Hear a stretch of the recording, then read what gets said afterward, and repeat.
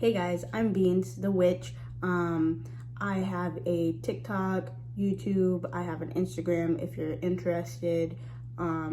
There's links all up in the comments below, so check those out if you're interested. But today I'm just going to be talking about how I deal with people who are expressing really any kind of emotions, especially since I grew up in a place where feeling emotions weren't really allowed. The only acceptable emotion was anger or nothing.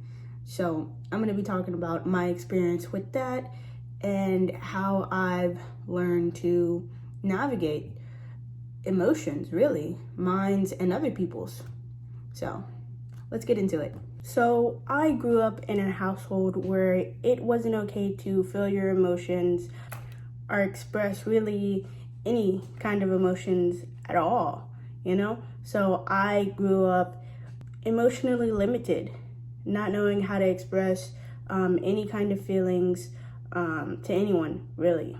And because of that, I also had trouble comforting people when they were going through a rough time because I was never comforted emotionally or physically, really.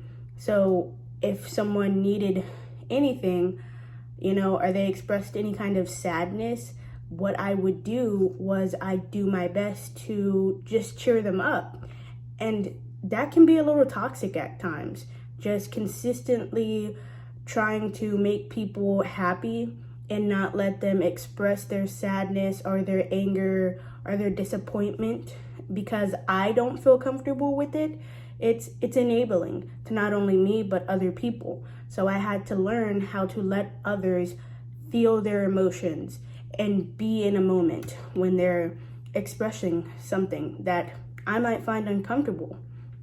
And that was a little hard to learn, but I did find a way to do that.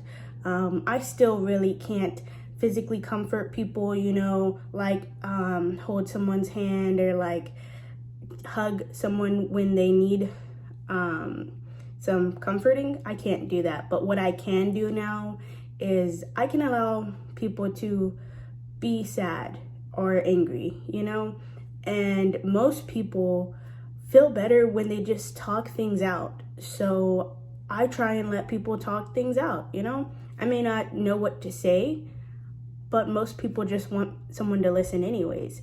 So I've learned how to listen to someone, and I think that's been really beneficial to not only me but to my friends and family. I used to consistently bottle up all of my emotions because I didn't know how to feel them or even express them. So they would all get bottled up inside until they became this big ball, and it would just burst out of me in anger. Mostly, it was mostly anger, and that, I'm not gonna lie, that made me a very violent child who got into a lot of fights.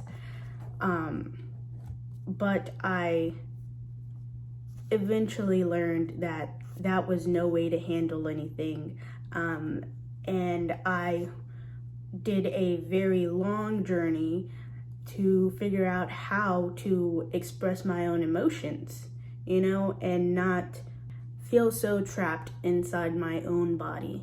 And that was very difficult, because I had to figure out how to feel safe expressing my emotions, like even to say I'm sad, I had to learn how to feel safe with saying that. And it was difficult, but now I can.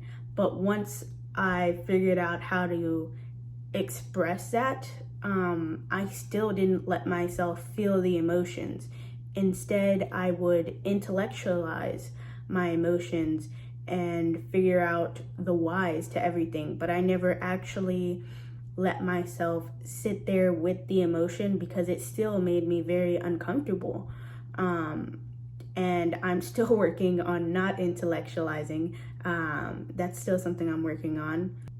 But actually feeling your emotions is a lot easier said than done. And sometimes when we feel our emotions, we can get stuck in them.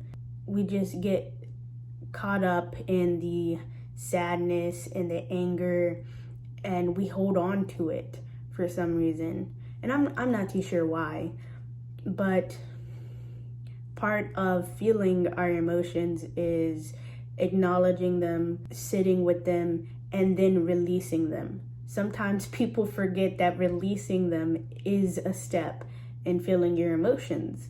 And I certainly did too.